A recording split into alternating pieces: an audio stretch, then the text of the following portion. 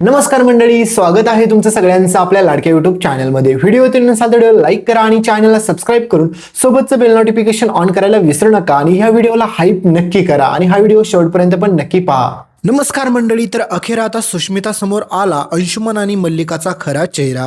तर सुष्मिता रंगवणार चक्क आता अंशुमनचं थोबाड। तर नक्की काय घडतं चला संपूर्ण अपडेट जाणून घेऊया।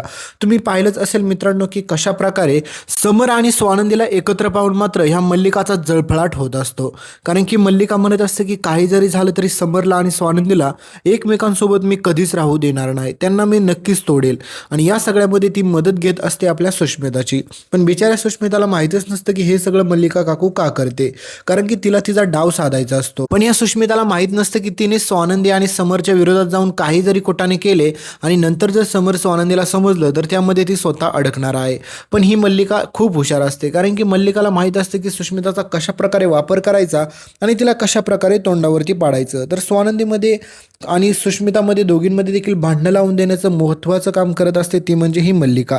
मल्लिकाला माहित असतं की या दोघींची जर भांडणं झाली तर त्याच्यानंतर मात्र मला हात साफ करून घ्यायला वेळ लागणार नाहीये। तर हा सगळा प्लॅनिंग असतो मल्लिकाचा। पण मित्रांनो, आपली सुष्मिता आधीपासून मूर्ख आहे तुम्हाला माहितीच आहे। पण मित्रांनो, आता कहाणीत येतो सगळ्यात मोठा ट्विस्ट, कारण की ती अर्पिता काहीतरी नाटक करते आणि त्या घरात परत एंट्री करते, तुम्ही पाहिलंच असेल। आणि त्याच्यानंतर कहाणीत मोठा ट्विस्ट येणार आहे, कारण की समर आणि स्वानंदीच्या विरोधात पहिली तर फक्त सुष्मिता, मल्लिका आणि अंशुमनच होते, पण आता ही अर्पिता पण आलेली असते। आणि हे सगळेजण मिळून मात्र आता स्वानंदी आणि सोबतच मात्र सुष्मिता या दोघींमध्ये भांडणं लावून देतात आणि त्याच्यानंतर मात्र स्वानंदीला तोंडघशी पाडण्याचा विचार करतात।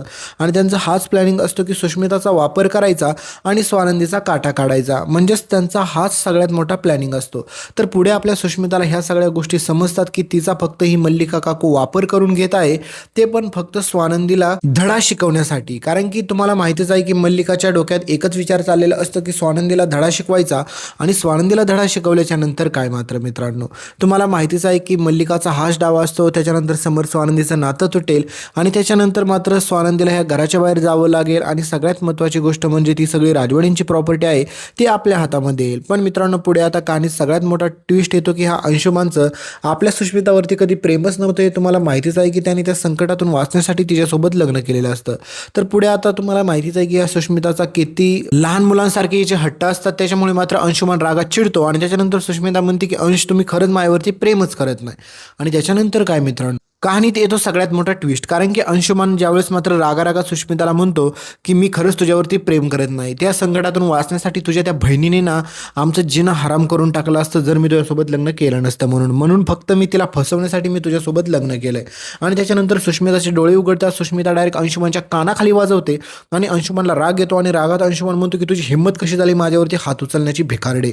आणि त्यावेळेस मात्र सुष्मिताला कळते की ती किती मोठ्या ट्रॅपमध्ये फसलेली आहे, कारण की मल्लिका आणि अंशुमनने फक्त तिचा वापर करून घेतला आणि काही दिवसानंतर ते देखील तिला त्या घराच्या बाहेर काढणार असतात।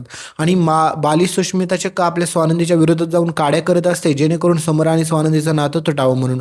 आणि तिला आता तिच्या चुकीची जाणीव होते, तिला समजायला लागतं की ज्यावेळेस मात्र स्वानंदी आणि समर राजवाडे दोघेजण देखील सुष्मिताला आधीपासून सांगत होती की अंशुमन चांगला मुलगा नाही, पण या सुष्मिताला व्हायचं होतं प्रेमात आंधळं। आणि त्याच्यानंतर काय जे घडायला नको होतं ते घडलंच। आणि ह्या सगळ्या गोष्टी पार पडल्याच्या नंतर मित्रांनो, कहाणी सगळ्यात मोठा ट्विस्ट येतो की स्वानंदीला आता ही सुष्मिता आपली मदत करताना तुम्हाला पुढे पाहायला भेटेल। आणि ही अर्पिता, अंशुमन आणि मल्लिका तिघेजण मिळून देखील आता सुष्मिता सोबतच मात्र स्वानंदीला पण फसवण्याचा प्रयत्न करत असतात समर स्वानंदीचं नातं तोडण्यासाठी। तर मित्रांनो, पुढे बिचारे आपल्या सुष्मिताला सगळं सत्य समजलं, ही सगळ्यात महत्त्वाची गोष्ट आहे।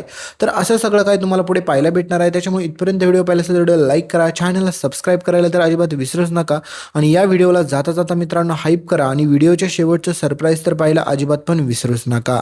तुम्हाला दिसत असेल पिलग्रिमचा oil balance gel face wash. तर हा फेस वॉश तुम्हाला टॅग प्रोडक्ट मध्ये दिसत असेल तर याला खरेदी करायला अजिबात पण विसरू नका आणि तुम्हाला आवडणारे कोणतेही प्रोडक्ट तुम्ही इथून खरेदी करू शकता।